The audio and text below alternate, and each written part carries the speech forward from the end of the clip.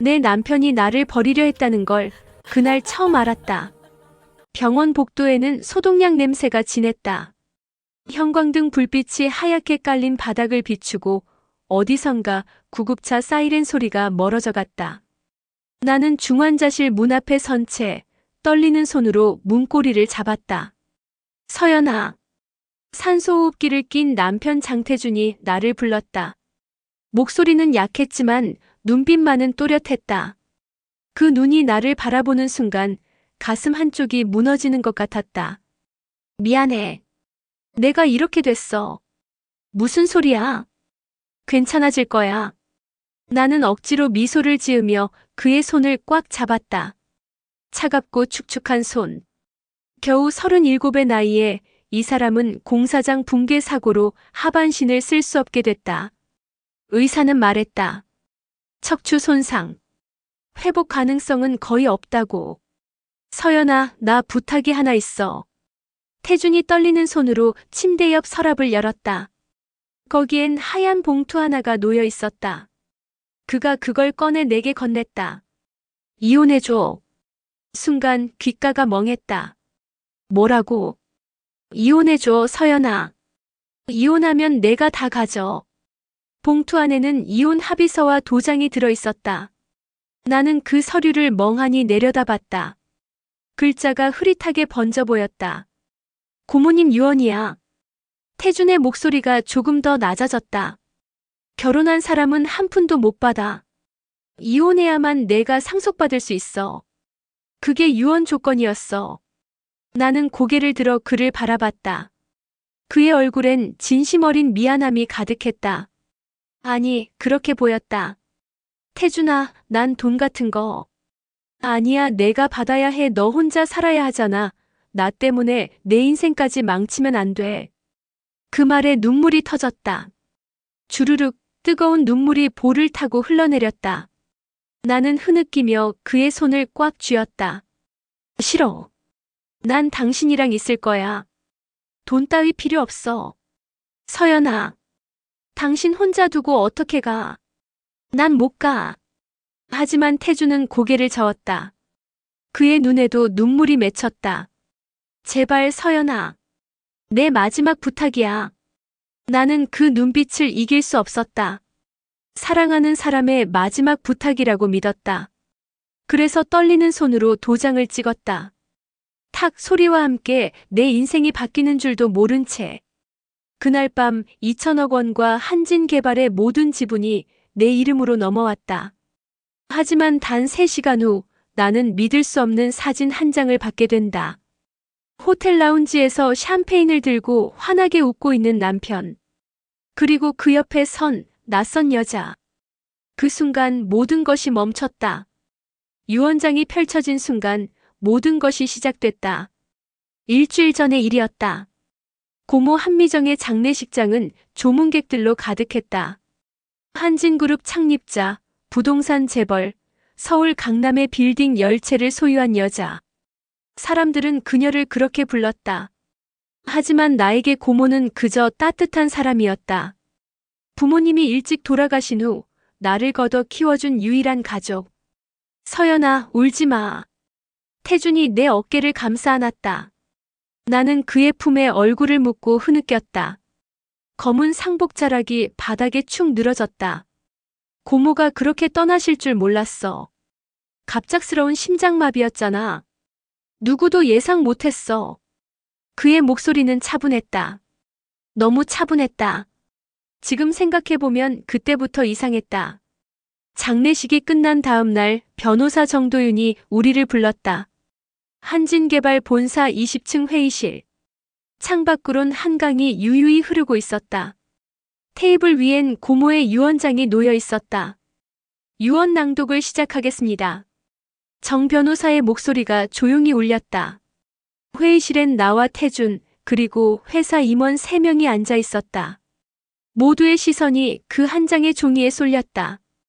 고인 한미정은 다음과 같이 유언합니다.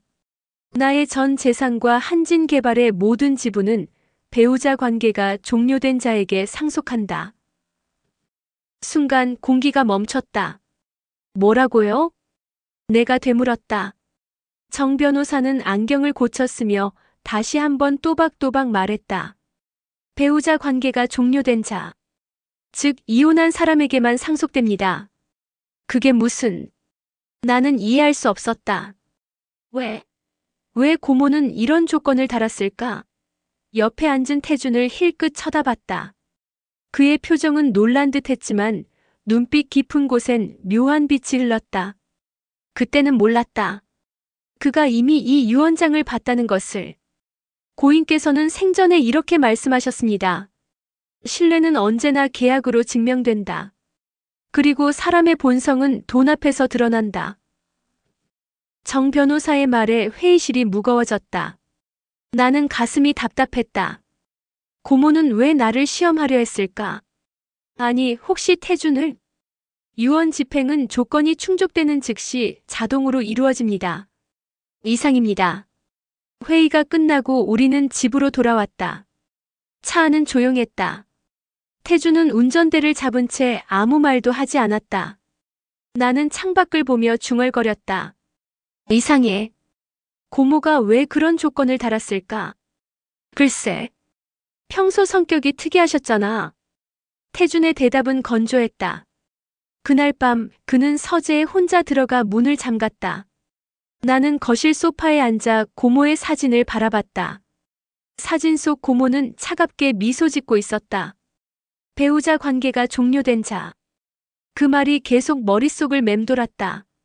마치 누군가를 걸러내기 위한 함정 같았다. 그리고 사흘 후 공사장 붕괴 사고가 일어났다. 피투성이 남편을 본 순간 나는 무너졌다. 사고 발생. 구조대 출동. 휴대폰 너머로 들려온 비명과 사이렌 소리.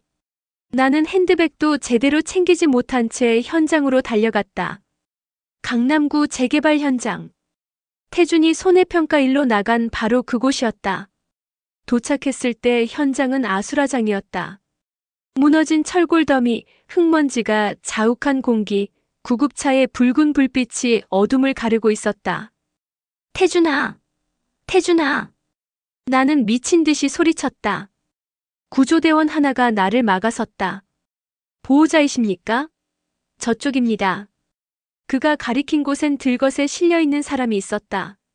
흰 천으로 덮여 있었지만 삐져나온 손을 보고 알 수 있었다. 왼손 약지의 은반지.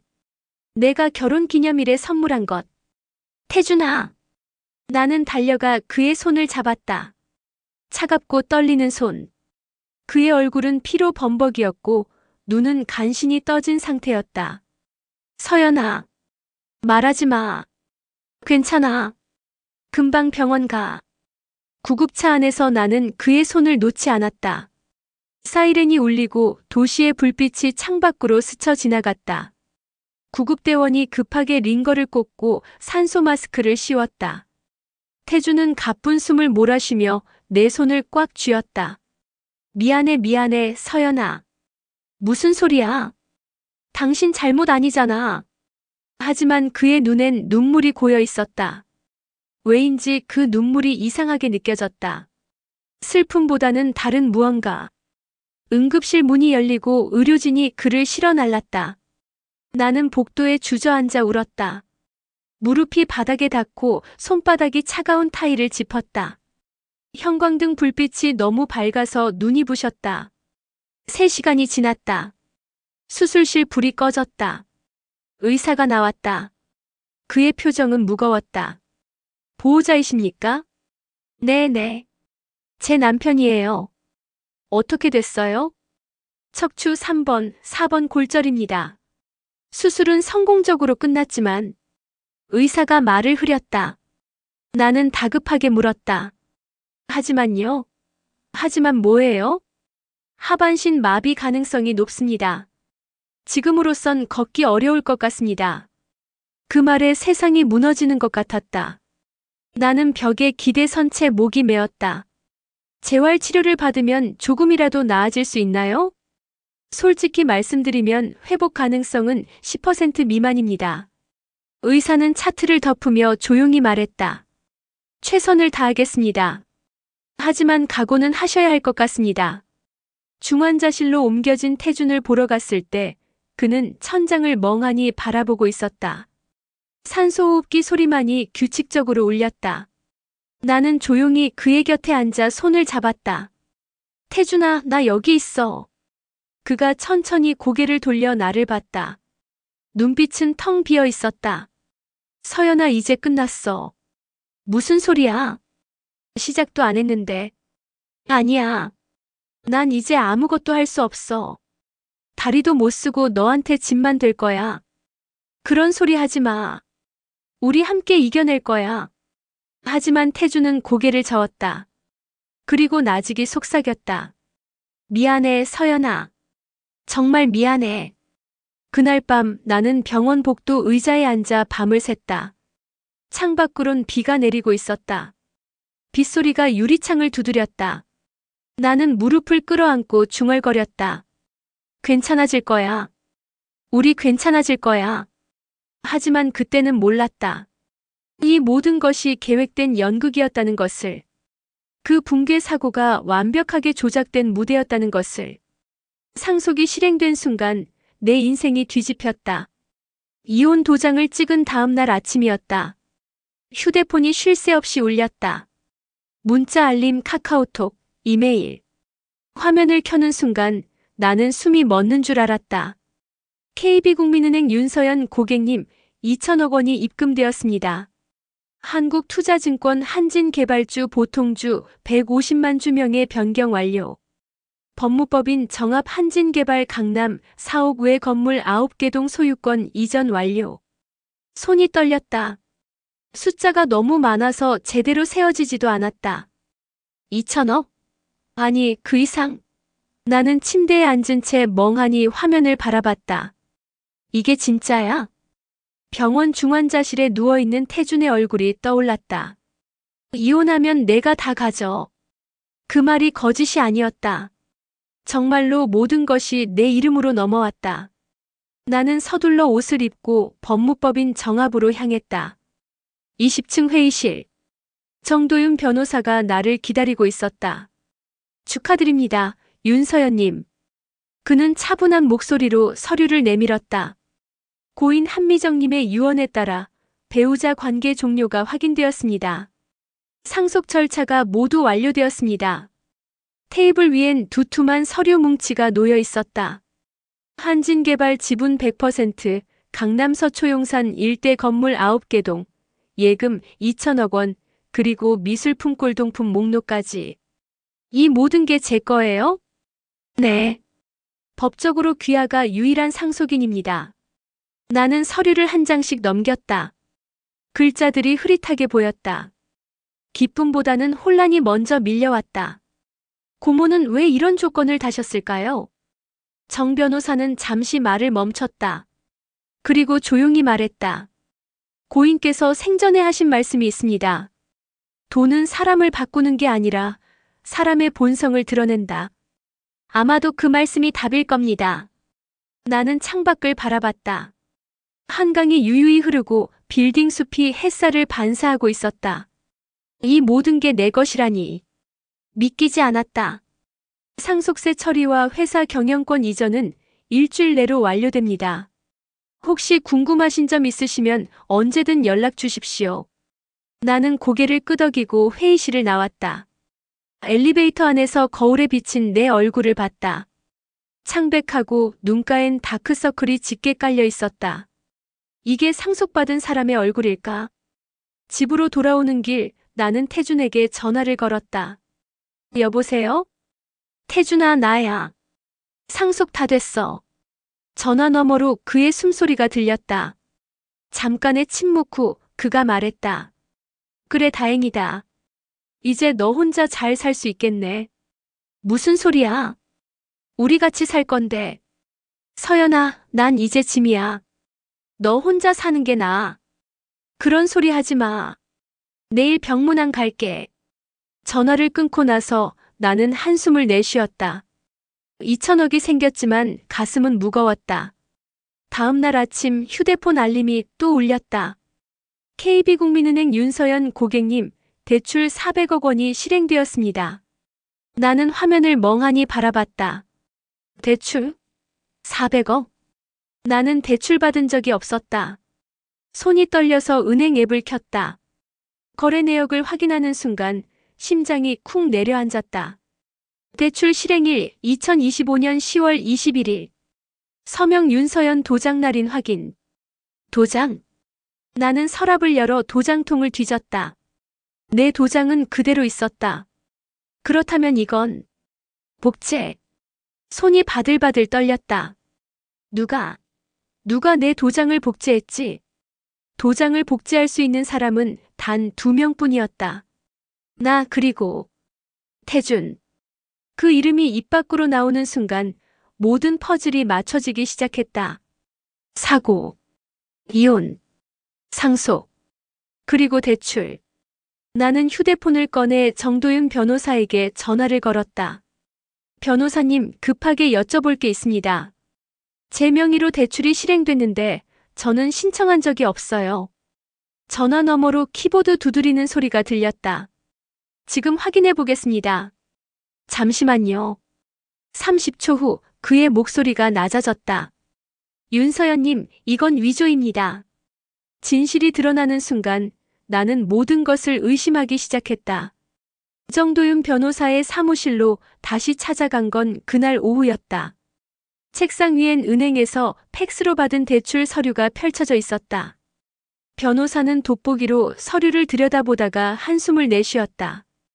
이미지 스캔으로 복제한 도장입니다. 육안으로는 구별이 어렵지만 날인 압력과 인주 농도가 다릅니다. 그럼 이건 위조라는 거죠? 네. 명백한 사문서 위조입니다. 나는 의자에 깊이 앉으며 두 손으로 얼굴을 감쌌다. 머릿속이 복잡했다. 누가? 왜? 윤서연님. 정 변호사가 조심스럽게 입을 열었다. 신뢰가 안 된다면 이 도장에 접근 가능했던 사람이 누구였는지 여쭤봐도 될까요? 나는 천천히 고개를 들었다. 대답은 정해져 있었다. 저 그리고 제 남편. 아니, 전 남편이요. 변호사의 표정이 굳었다. 그는 안경을 벗고 렌즈를 닦으며 신중하게 말했다. 혹시 남편분이 도장을 보관하신 적이 있습니까? 집 서재 금고에 같이 보관했어요. 둘 다 비밀번호를 알고 있었고요. 대출금 40억 원은 어디로 갔는지 확인하셨습니까? 나는 고개를 저었다. 변호사는 키보드를 두드렸다. 몇 분 후 그의 얼굴이 심각하게 굳어졌다. 입금 계좌 조회가 되네요. 계좌 소유주는? 그가 화면을 돌려 내게 보여줬다. 그 순간 나는 숨이 멎었다. 예금주 박하진. 박하진? 이 사람이 누구예요? 한진개발 회계팀장입니다. 변호사의 말에 나는 멍하니 화면을 바라봤다. 회계팀장? 왜 회사 직원의 계좌로 돈이 들어간 거지? 더 조사가 필요할 것 같습니다. 제가 금융거래 내역을 추적해 보겠습니다. 나는 고개를 끄덕이고 사무실을 나왔다. 엘리베이터를 타고 내려오는 동안 머릿속이 하얗게 변했다. 박하진. 그 이름이 계속 맴돌았다. 집에 도착해 노트북을 켰다. 한진개발 임직원 명단을 검색했다. 박하진. 33세. 회계팀장. 입사 5년 차. 사진 속 여자는 단정한 인상에 차가운 눈빛을 가지고 있었다. 왜 이 사람 계좌로? 나는 휴대폰을 들고 태준에게 전화를 걸었다. 신호음이 길게 울렸다. 3번, 4번. 받지 않았다. 문자를 보냈다. 태준아, 급한 일 있어. 전화 좀 받아줘. 답장은 오지 않았다. 그날 밤 나는 잠을 이룰 수 없었다. 천장을 바라보며 모든 것을 되짚었다. 고모의 죽음, 유언, 사고, 이혼, 상속, 그리고 대출. 모든 게 너무 완벽하게 맞아떨어졌다. 마치 누군가 각본을 쓴 것처럼.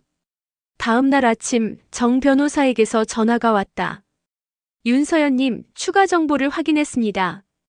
급히 만나 뵙고 싶은데 지금 시간 괜찮으신가요? 네, 지금 바로 갈게요. 30분 후 나는 다시 변호사 사무실에 있었다. 그는 파일 하나를 내 앞에 놓았다. 이건 박하진과 장태준 씨의 이메일 교신 내역입니다. 어떻게 이걸? 한진개발회사 서버에 접근 권한이 있었습니다. 고인께서 제게 비상용 관리자 권한을 주셨거든요. 나는 파일을 펼쳤다. 첫 페이지부터 숨이 막혔다. 발신 장태준 TJ. JANGEXTERNAL. 캄. 수신 박하진 HJ. PARKHANJIN. 고. KR. 날짜 2025년 10월 18일. 제목 레이 계획 최종 확인. 유언 조건 확인했어. 이혼만 하면 전부 서연이 명의로 넘어가. 상속 실행되는 즉시 대출 진행해. 도장은 이미 복제해뒀어. 손이 떨렸다. 다음 페이지를 넘겼다. 발신 박하진. 수신 장태준. 날짜 2025년 10월 20일. 제목 사고 준비 완료. 붕괴 현장 섭외 끝났어요. 의사 선생님도 준비됐고요. 진단서는 제가 처리할게요. 오빠 조심하세요. 나는 파일을 떨어뜨렸다. 종이들이 바닥에 흩어졌다. 이게 무슨... 정 변호사가 조용히 말했다. 사고는 조작이었습니다. 처음부터 계획된 거예요. 눈앞이 캄캄했다. 사랑, 눈물, 이혼. 모든 것이 거짓이었다. 더 있습니다. 변호사가 마지막 서류를 꺼냈다. 사진 한 장이었다. 호텔 라운지에서 샴페인을 들고 환하게 웃고 있는 남편. 그 옆엔 박하진이 서 있었다. 두 사람은 손을 맞잡고 있었다. 사진 뒷면엔 메모가 적혀 있었다. 상속 성공 축하해요, 오빠. 나는 사진을 쥔 채 눈물을 흘렸다. 하지만 이번엔 슬픔이 아니었다. 분노였다. 변호사님. 내 목소리는 차갑게 가라앉았다. 이 사람들 끝까지 가야겠어요. 배신의 얼굴을 마주한 순간 나는 복수를 결심했다. 사진을 본 뒤 나는 사흘 동안 집 밖으로 나가지 않았다. 커튼을 치고 불을 끄고 침대에 누워 천장만 바라봤다. 휴대폰은 꺼뒀다. 아무도 만나고 싶지 않았다. 아무 말도 듣고 싶지 않았다. 사랑한다던 그 말, 미안하다던 그 눈물, 내가 행복했으면 좋겠다던 그 목소리, 전부 거짓이었다. 나는 이불을 뒤집어 쓰고 소리 없이 울었다. 눈물이 마르면 또 흘렀다. 가슴이 찢어지는 것 같았다. 숨을 쉴 때마다 칼로 베이는 것처럼 아팠다. 사흘째 되던 날 현관 초인종이 울렸다. 윤서연님, 정도윤입니다. 괜찮으시면 문 좀 열어주세요. 나는 비틀거리며 일어나 문을 열었다. 변호사는 내 모습을 보고 놀란 표정을 지었다. 얼굴이. 괜찮아요. 나는 그를 안으로 들였다. 거실은 어두웠고 설거지하지 않은 컵들이 싱크대에 쌓여 있었다. 변호사는 소파에 앉으며 조심스럽게 입을 열었다. 윤서연님, 제가 추가 조사를 했습니다. 그는 서류 봉투를 꺼냈다. 장태준과 박하진은 2년 전부터 만났습니다.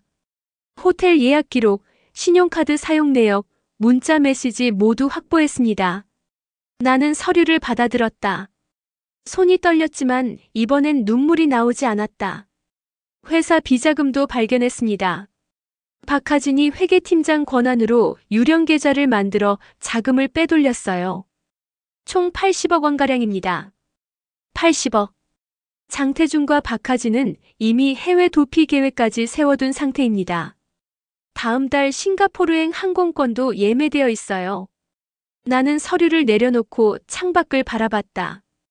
햇살이 커튼 틈새로 스며들었다. 먼지가 빗속에서 춤을 추고 있었다. 복수하고 싶으세요? 변호사의 질문에 나는 천천히 고개를 돌렸다. 복수가 아니에요. 그럼 정의예요. 나는 일어나 커튼을 활짝 열었다. 햇살이 쏟아져 들어왔다. 눈이 부셨지만 더 이상 피하고 싶지 않았다. 변호사님, 이사회를 소집해 주세요. 한진개발 전 임원과 언론을 모두 부르세요. 언제요? 일주일 후. 제가 직접 발표하겠습니다. 정 변호사의 눈빛이 달라졌다. 그는 고개를 끄덕이며 일어났다. 알겠습니다. 준비하겠습니다. 그가 나간 후 나는 거울 앞에 섰다. 거울 속 내 얼굴은 창백했지만 눈빛만은 또렷했다. 나는 무너지지 않는다. 그날부터 나는 움직이기 시작했다. 머리를 감고 옷을 갈아입고 밥을 먹었다. 정 변호사가 보낸 자료들을 하나씩 검토했다. 이메일 계좌 내역, 통화 기록, 호텔 예약 증명서. 모든 증거를 표로 정리했다. 날짜별로, 금액별로, 사건별로. 일주일이 지났다. 이사회 당일 나는 검은색 정장을 입었다. 머리를 단정하게 묶고 화장은 하지 않았다. 거울을 보며 깊게 숨을 들이마셨다. 오늘 모든 것이 끝난다. 한진개발 본사 20층 대회의실. 문을 열자 수십 명의 사람들이 나를 바라봤다. 임원 15명, 기자 20명, 그리고 맨 뒷자리에 앉은 장태준과 박하진. 태준은 휠체어에 앉아 있었다. 박하진이 그 옆에 서 있었다. 두 사람은 내가 들어오자 표정이 굳었다. 나는 단상 위로 올라갔다. 마이크를 잡았다. 손이 떨렸지만 목소리는 흔들리지 않았다. 안녕하세요. 한진개발 대주주 윤서연입니다. 카메라 셔터 소리가 쏟아졌다. 오늘 이 자리에서 제 남편 장태준과 회계팀장 박하진의 범죄 행위를 고발합니다. 회의실이 술렁였다. 태준의 얼굴이 하얗게 질렸다. 이 두 사람은 2년간 불륜 관계를 유지하며 제 고모의 유언을 이용해 저를 속였습니다. 나는 스크린 버튼을 눌렀다. 화면에 이메일 내용이 떴다. 이혼만 하면 전부 서연이 명의로 넘어가. 기자들이 일제히 메모를 했다. 또한 제 도장을 위조해 40억 원을 대출받았고 회사 비자금 80억 원을 횡령했습니다. 다음 슬라이드엔 은행 거래 내역이 떴다. 그리고 이 모든 것을 숨기기 위해 사고까지 조작했습니다. 마지막 슬라이드. 호텔에서 샴페인을 든 두 사람의 사진. 상속 성공 축하해요, 오빠. 회의실이 폭발할 듯 시끄러워졌다. 기자들이 태준과 박하진에게 달려들었다. 사실입니까? 해명하실 말씀 있으십니까? 태준이 일어서려 했지만 박하진이 그를 막았다. 두 사람의 얼굴은 새하얗게 질려 있었다. 나는 마이크를 내려놓고 단상에서 내려왔다. 태준과 눈이 마주쳤다. 서연아, 이제 당신은 아무 말도 하지 마세요. 내 목소리는 차가웠다. 회의실 문이 열리고 경찰이 들어왔다. 장태준 씨, 박하진 씨, 사기 및 횡령 혐의로 동행하시죠. 법정에 선 순간 나는 마침내 진실을 말할 수 있었다. 구속영장이 발부된 건 이틀 후였다. 장태준과 박하진은 서울구치소로 이송됐다. 뉴스에서는 연일 이 사건을 다뤘다. 재벌 상속녀, 남편의 배신 폭로. 2천억 상속 노린 완벽한 사기극. 사랑인가 사기인가 충격의 반전. 나는 TV를 껐다. 더 이상 보고 싶지 않았다. 정도윤 변호사가 전화를 걸어왔다. 재판 날짜가 잡혔습니다. 한 달 후입니다. 증거는 충분한가요? 충분합니다. 오히려 너무 많아서 정리하는 게 문제일 정도예요. 검찰도 전폭적으로 지원하고 있습니다. 증인 출석 요청은요? 윤서연님께서 직접 증언대에 서주셔야 합니다. 괜찮으시겠습니까? 나는 창밖을 바라보며 대답했다. 네. 제가 직접 말하고 싶어요. 한 달은 빠르게 지나갔다. 그동안 나는 회사 일에 집중했다. 한진개발의 경영권을 정식으로 승계받고 이사회를 재편했다. 부정거래에 연루된 임원 3명을 해임하고 투명 경영 시스템을 도입했다. 밤마다 고모의 서재에 앉아 일기를 읽었다. 고모가 남긴 노트에는 이런 글이 적혀 있었다. 돈은 사람을 시험한다. 사랑도 마찬가지다. 진짜와 가짜를 가르는 건 결국 시간과 위기다. 나는 그 문장을 여러 번 읽었다. 고모는 이미 알고 있었던 걸까? 태준이 어떤 사람인지, 재판 당일 서울중앙지방법원 417호 법정. 방청석은 기자들과 시민들로 가득 찼다. 나는 검은 재킷을 입고 증인석에 앉았다.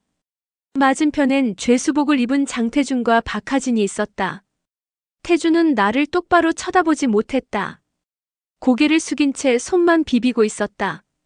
박하진은 무표정한 얼굴로 앞을 응시했다. 판사가 망치를 두드렸다. 재판을 시작하겠습니다. 먼저 증인 윤서연 씨, 증언해 주십시오. 나는 천천히 일어나 마이크 앞에 섰다. 저는 피고인 장태준의 전 부인입니다. 목소리가 떨렸지만 멈추지 않았다. 2025년 10월 22일 남편은 병원 중환자실에서 저에게 이혼을 요구했습니다. 고모의 유언 때문에 이혼해야 제가 상속받을 수 있다고 했습니다. 검사가 자료를 제시했다. 이 유언장을 보셨습니까? 네. 변호사를 통해 봤습니다. 피고인이 유언 내용을 미리 알고 있었다고 생각하십니까? 네. 확신합니다. 근거가 있습니까? 나는 깊게 숨을 들이마셨다. 남편은 사고 나기 일주일 전부터 이상했어요. 평소와 달리 서재 문을 잠그고 통화할 때도 밖으로 나갔어요. 그리고 사고 당일 그가 간 공사 현장은 원래 일정에 없던 곳이었습니다. 그걸 어떻게 아십니까? 남편 회사 직원에게 확인했습니다. 갑자기 변경된 일정이었다고 합니다. 방청석이 술렁였다. 판사가 정숙을 요구했다. 검사가 다음 질문을 이어갔다. 피고인 박하진과 장태준의 관계는 언제 알게 되셨습니까? 상속 직후입니다. 제 명의로 대출이 실행된 걸 알고 변호사와 함께 조사했습니다. 그때 두 사람의 이메일과 호텔 예약 기록을 발견했습니다. 그 순간 어떤 기분이셨습니까? 나는 잠시 말을 멈췄다. 눈물이 차올랐지만 참았다. 세상이 무너지는 것 같았습니다. 제가 사랑했던 사람이 저를 이용만 한 거니까요. 태준이 고개를 들었다. 그의 눈에도 눈물이 고여 있었다. 하지만 나는 더 이상 흔들리지 않았다. 더 말씀하실 게 있으십니까? 네. 나는 방청석을 둘러봤다. 수많은 눈들이 나를 바라보고 있었다. 저는 이 재판이 단순히 복수가 아니라고 생각합니다. 사랑을 이용해 사람을 속이는 행위가 얼마나 잔인한지, 그리고 그것이 명백한 범죄라는 것을 보여주고 싶습니다. 박수 소리가 터져나왔다. 판사가 정숙을 명령했지만 박수는 멈추지 않았다. 변호인 측에서 반론을 제기했다. 피고인 장태준은 진심으로 사랑했다고 주장합니다. 나는 차갑게 웃었다. 사랑하는 사람을 속이고 도장을 위조하고 회사 돈을 훔치는 게 사랑인가요? 변호인이 말문이 막혔다. 판사가 최후 진술을 요구했다. 장태준이 떨리는 목소리로 말했다. 서연아, 미안해. 정말 미안해. 나는 그를 똑바로 바라봤다. 미안하다는 말로 용서받을 수 있다고 생각하세요? 그는 고개를 숙였다. 판사가 망치를 두드렸다. 피고인 장태준 사기 횡령 문서 위조 배임 혐의로 징역 8년을 선고합니다. 피고인 박하진 공범 및 횡령 혐의로 징역 5년을 선고합니다. 쿵. 망치 소리가 법정에 울렸다. 태준은 그 자리에 주저앉았다. 박하진은 눈을 감았다. 나는 증인석에서 내려와 법정을 나왔다. 복도에 서서 창밖을 바라봤다. 하늘은 맑았고 바람이 불었다. 정 변호사가 다가왔다. 수고하셨습니다. 아니에요. 이제 시작이에요. 시작이요? 나는 미소 지었다. 진짜 상속은 지금부터니까요. 판결이 끝난 후 나는 진짜 유산이 무엇인지 깨달았다. 법정을 나온 날 나는 곧장 고모의 집으로 향했다. 성북동 언덕 위에 자리한 한옥. 고모가 평생을 살았던 집이었다. 대문을 열고 들어서니 마당엔 단풍잎이 떨어져 있었다. 바람이 불 때마다 낙엽이 바스락거렸다. 나는 신발을 벗고 대청마루에 올랐다. 서재 문을 열었다. 책장 가득 꽂힌 책들, 오래된 나무 책상, 그리고 창가에 놓인 고모의 사진. 사진 속 고모는 차분하게 미소 짓고 있었다. 고모. 나는 책상 앞에 앉았다. 서랍을 열자 두툼한 노트 한 권이 나왔다. 고모의 일기장이었다. 첫 페이지를 펼쳤다. 2020년 3월 15일. 서연이가 태준과 결혼한다고 했다. 좋은 사람 같지만 눈빛이 불안하다. 사랑과 욕심을 구별하지 못하는 사람 같다. 가슴이 철렁했다. 고모는 이미 알고 있었던 거였다. 다음 페이지를 넘겼다. 2023년 8월 10일. 회사에서 태준을 봤다. 회계팀장 박하진과 점심을 먹고 있었다. 둘의 거리가 너무 가까웠다. 조사가 필요하다. 손이 떨렸다. 고모는 2년 전부터 모든 걸 알고 있었다. 2024년 1월 5일. 유언장을 작성했다. 조건은 하나. 배우자 관계가 종료된 자. 서연이가 이혼하지 않으면 아무것도 받지 못한다. 하지만 이혼한다면 그건 진실이 드러난다는 뜻이다. 눈물이 흘렀다. 고모는 나를 시험한 게 아니었다. 태준을 시험한 거였다. 2024년 12월 20일.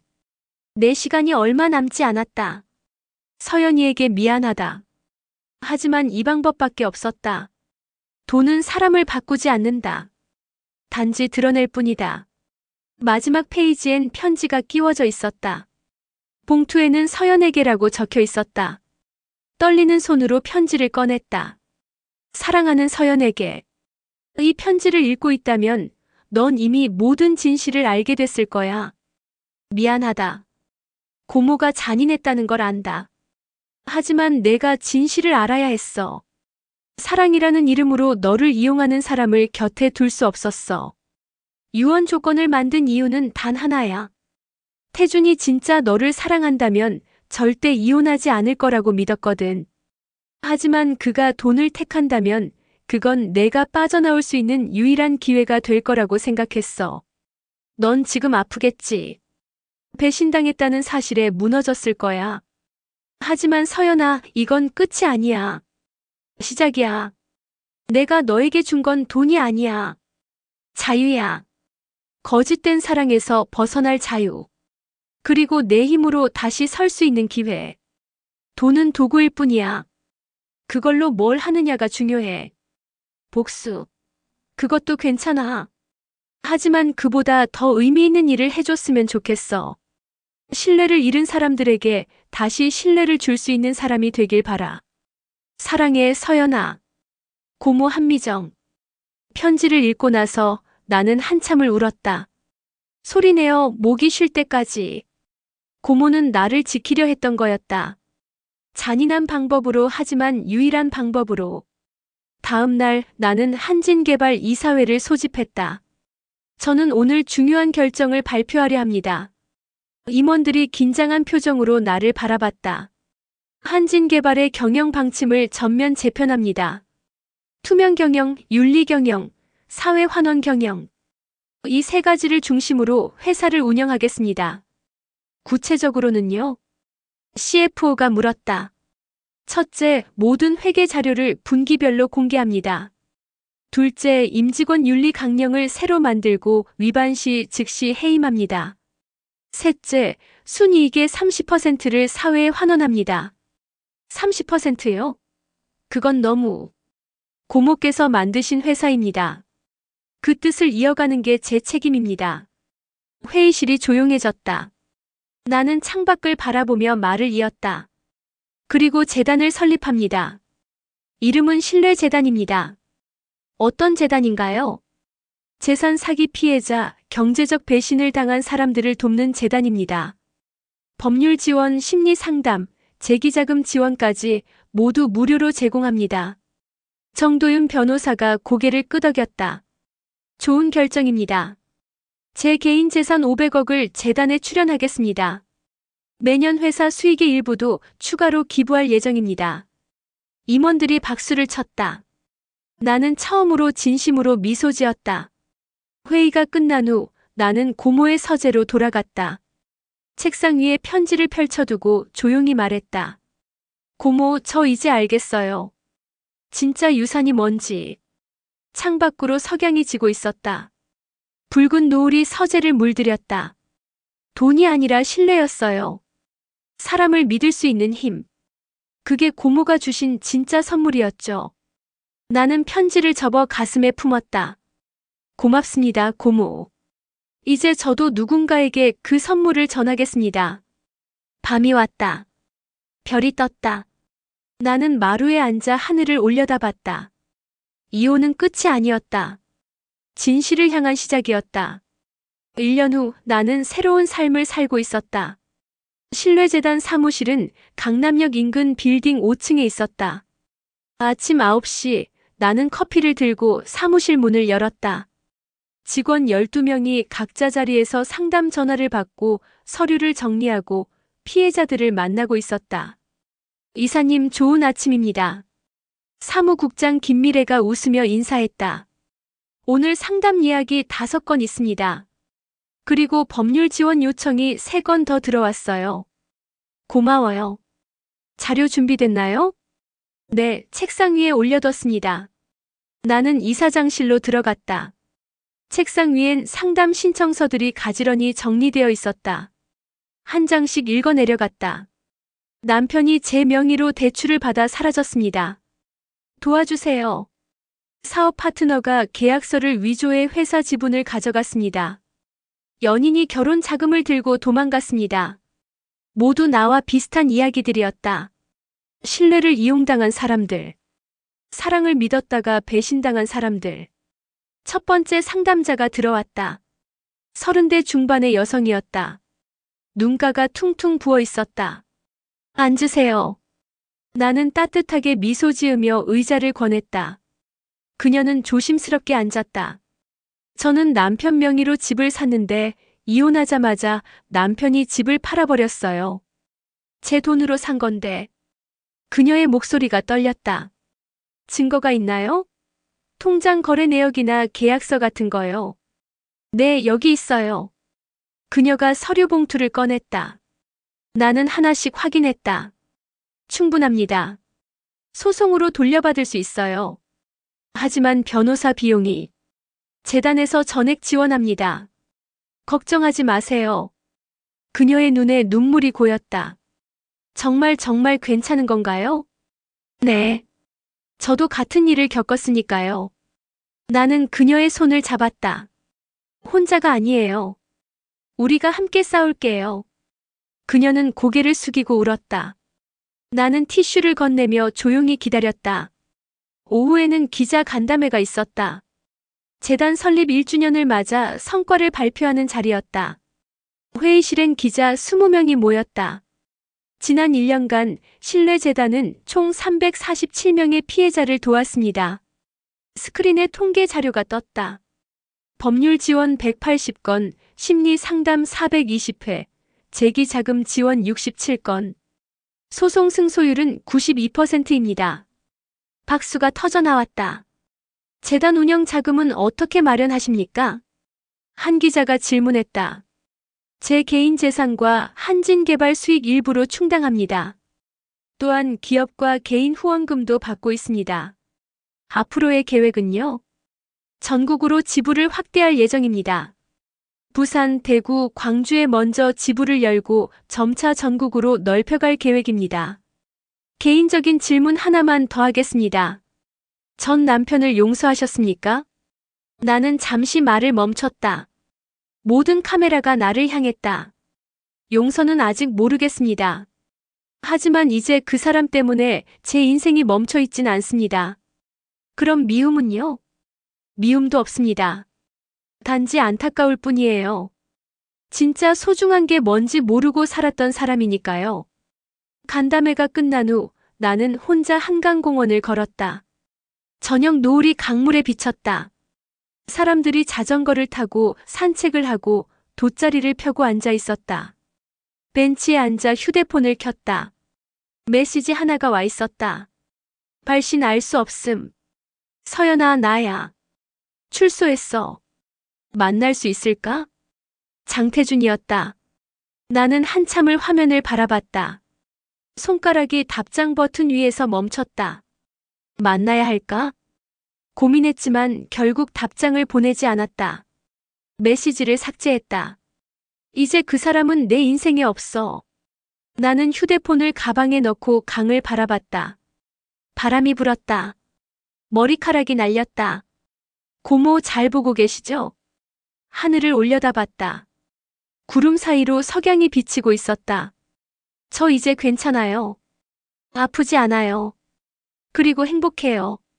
눈물이 흘렀지만 이번엔 슬픔이 아니었다. 감사였다. 고모가 준 유산 잘 쓰고 있어요.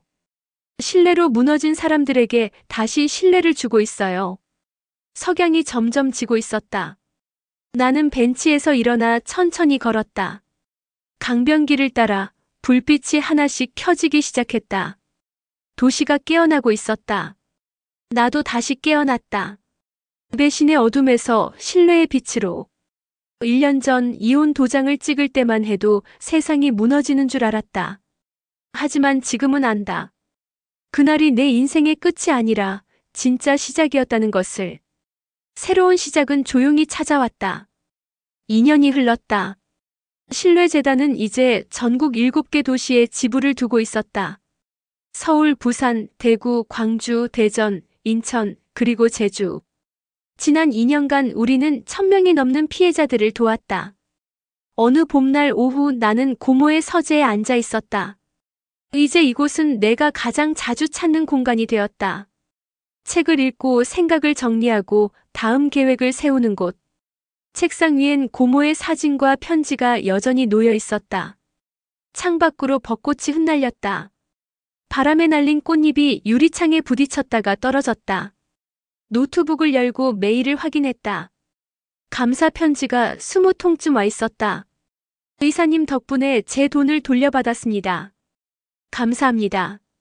재단이 없었다면 포기했을 거예요. 정말 고맙습니다.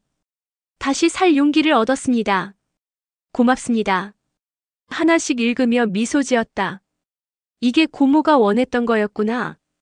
휴대폰이 울렸다. 김미래 사무국장이었다. 의사님, 오늘 저녁 스케줄 기억하시죠? 아, 청년 창업가 간담회요? 네, 6시에 시작합니다.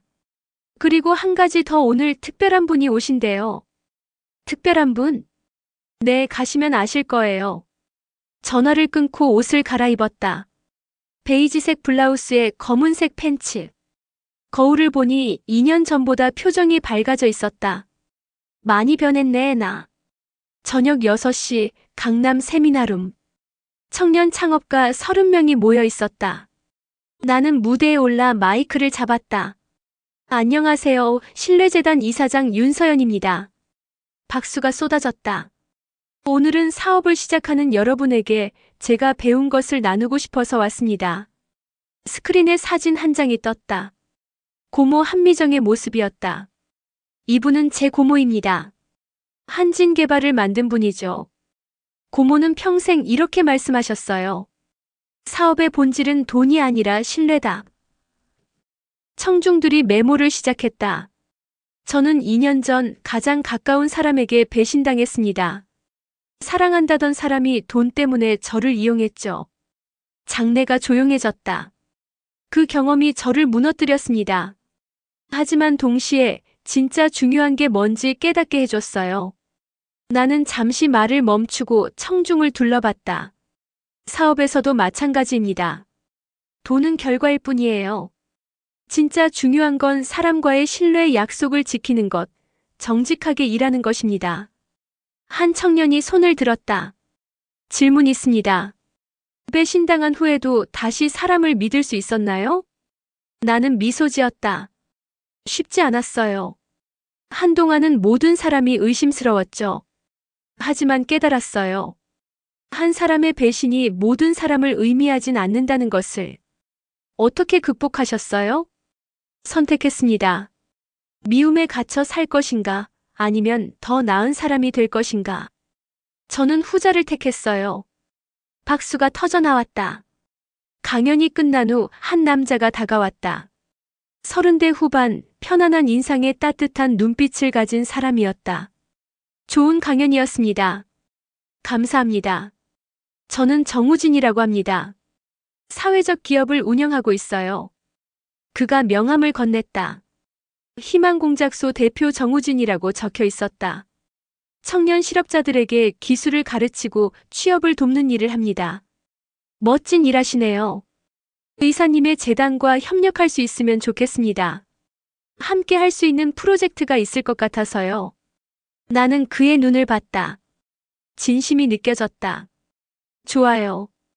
다음 주에 재단으로 오시겠어요? 구체적으로 이야기해봐요. 감사합니다. 그는 웃으며 악수를 청했다. 악수하는 순간 묘한 느낌이 들었다. 편안하고 따뜻한 느낌. 집으로 돌아오는 길 나는 창밖을 바라봤다. 도시의 불빛이 반짝였다. 사람들이 걷고 웃고 살아가고 있었다. 나도 그들 중 하나였다. 이제 괜찮아. 현관문을 열고 들어섰다. 거실 탁자 위엔 고모가 남긴 편지가 액자에 담겨 있었다. 돈은 도구일 뿐이야. 그걸로 뭘 하느냐가 중요해. 나는 액자 앞에 서서 조용히 말했다. 고모, 저 잘하고 있죠? 고모가 준 유산 좋은 곳에 쓰고 있어요. 침실로 들어가 잠옷으로 갈아입고 침대에 누웠다. 천장을 바라보며 생각했다. 2년 전 이혼 도장을 찍던 그날, 병원 복도에서 울던 그날, 법정에서 진실을 말하던 그날, 모든 순간이 지금의 나를 만들었다. 이혼은 내 인생을 무너뜨린 게 아니었어. 눈을 감았다. 어둠 속에서 고모의 목소리가 들리는 것 같았다. 서연아, 잘했어. 이제 내 길을 가렴. 나는 미소 지었다. 네, 고모. 이제 제 길을 갈게요. 신뢰와 사랑으로 가득한 길을요. 창밖으로 달이 떠올랐다. 은은한 달빛이 방 안을 비쳤다. 나는 이제 안다. 이혼은 끝이 아니라 시작이었다. 배신은 무너짐이 아니라 깨달음이었다. 그리고 상속받은 건 돈이 아니라 다시 살아갈 용기였다. 2천억 원이 내게 준 건 부가 아니었다. 자유였고 책임이었고 새로운 삶이었다. 이제 나는 혼자가 아니다. 1,000명이 넘는 사람들과 함께 신뢰를 되찾아가고 있다. 그리고 언젠가 다시 사랑할 수도 있을 것이다. 이번엔 진짜로. 에필로그. 윤서연은 그 후 신뢰재단을 10년간 운영하며 5,000명이 넘는 피해자를 도왔다. 정우진과는 협력관계를 넘어 인생의 동반자가 되었고 함께 더 나은 세상을 만들어갔다. 장태주는 출소 후 조용히 살아가고 있다. 박하진과는 연락을 끊었고 작은 식당에서 설거지 일을 하며 속죄의 시간을 보내고 있다. 한미정의 유언은 결국 옳았다. 이혼은 끝이 아니라 진심을 증명하는 시험이다. 그리고 윤서연은 그 시험을 통과했다.